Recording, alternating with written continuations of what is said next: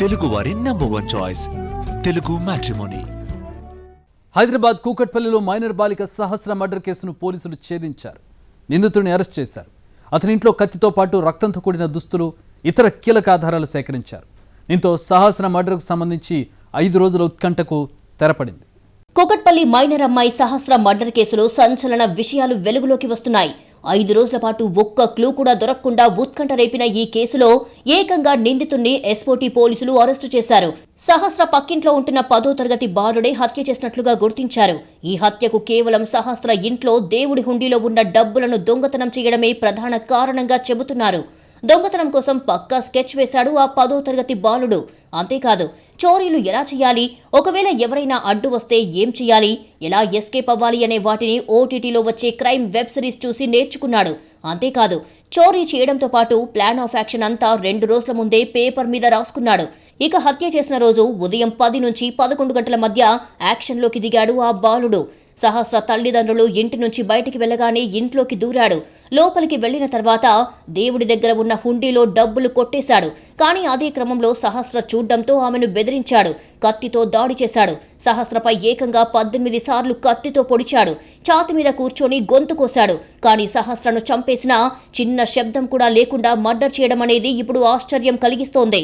పైగా మర్డర్ ఆనవాళ్లు కూడా లేకుండా చేశాడు. అంతేకాదు, బిల్డింగ్ చుట్టుపక్కల ఉన్న సీసీ కెమెరాల్లోనూ నిందితుడు తాను పట్టుబడకుండా జాగ్రత్త పడ్డాడు. అంటే కేవలం 15 ఏళ్ల బాలుడు ఎంత క్రిమినల్ మైండెడ్ గా వ్యవహరించాడు అనే విషయం అర్థమవుతోంది. ఓటీటీ ప్రభావం పిల్లలపై ఎంత ఉందోననే విషయం ఈ ఘటనతో తేటతెల్లమవుతోంది. నిజానికి హత్య జరిగిన రోజు చాలా మంది అక్కడే ఉన్నారు. వారితో పాటు నిందితుడు కూడా పోలీసుల సర్చ్ ఆపరేషన్లు అంతా గమనించాడు. అంతేకాదు, అదే రోజు పోలీసులను తప్పుదోవ పట్టించాడు. అన్ని కట్టుకథలతో పక్కదారి పట్టించే ప్రయత్నం చేశాడు. సహస్ర ఇంట్లో నుంచి అమ్మా నాన్నల అరుపులు వినిపించాయని పోలీసులకు చెప్పాడు.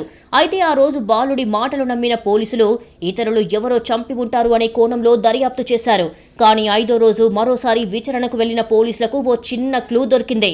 పక్క భవనం నుంచి సహస్ర ఉంటున్న బిల్డింగ్లోకి దూకవచ్చని గుర్తించారు. ఈ కోణంలో దర్యాప్తు షురూ చేశారు. అయితే ఇంతలో వర్క్ ఫ్రం హోం చేస్తున్న ఓ సాఫ్ట్వేర్ ఇంజనీర్ మరో క్లూ ఇచ్చారు. హత్య జరిగిన రోజు తన గది పక్కనే 15 నిమిషాల పాటు ఓ బాలుడు దాక్కుని ఉన్నట్లుగా చెప్పారు. ఆ బాలుడిని చూస్తే గుర్తుపడతానని చెప్పారు. అంతేకాదు, ఆ బాలుడు పక్కింట్లోనే ఉంటాడు అని చెప్పడంతో ఆ దిశగా పోలీసులు ఎంక్వైరీ చేశారు. ఇందుకోసం బాలుడు చదువుతున్న స్కూల్కి వెళ్లారు. అక్కడే పక్కకు పిలిపించి విచారించారు. కానీ తాను హత్య చేయలేదని, తనకు సంబంధం లేదని బుకాయించే ప్రయత్నం చేశాడు. మరోవైపు సహస్ర మీద ఉన్న కత్తిపోట్లు 25 ఏళ్లలోపు వారే చేసి ఉండవచ్చు అనే వైద్యుల నివేదికను ఆధారంగా చేసుకుని బాలుడిపై అనుమానాలు వ్యక్తం చేశారు పోలీసులు. దీంతో అతన్ని ఇంటికి తీసుకువచ్చి అతని తల్లిదండ్రుల సమక్షంలో సోదాలు నిర్వహించారు. పోలీసులు అనుకున్నదే నిజమయ్యింది. బాలుడి ఇంట్లో హత్యకు ఉపయోగించిన కత్తితో పాటు రక్తంతో కూడిన దుస్తులు, చోరీ చేసేందుకు వేసిన ప్లాన్ చీటీ పేపర్ లభ్యమయ్యింది. దీంతో అతడేనని కన్ఫర్మ్ చేసుకున్న పోలీసులు అరెస్టు చేసి తమ వెంట తీసుకుని వెళ్లారు. బాలుడి కుటుంబం 2 ఏళ్ల క్రితమే సహస్ర పక్కింట్లోకి వచ్చినట్లు తెలుస్తోంది. బాలుడి కుటుంబ సభ్యులు కిరాణా షాపు నడిపిస్తున్నట్లుగా చెబుతున్నారు. మొత్తంగా సహస్ర హత్య కేసులో మిస్టరీ వీడ్డంతో పోలీసులు ఊపిరి పీల్చుకున్నారు. మరోవైపు నిందితుడిని కఠినంగా శిక్షించాలని స్థానికులు డిమాండ్ చేస్తున్నారు.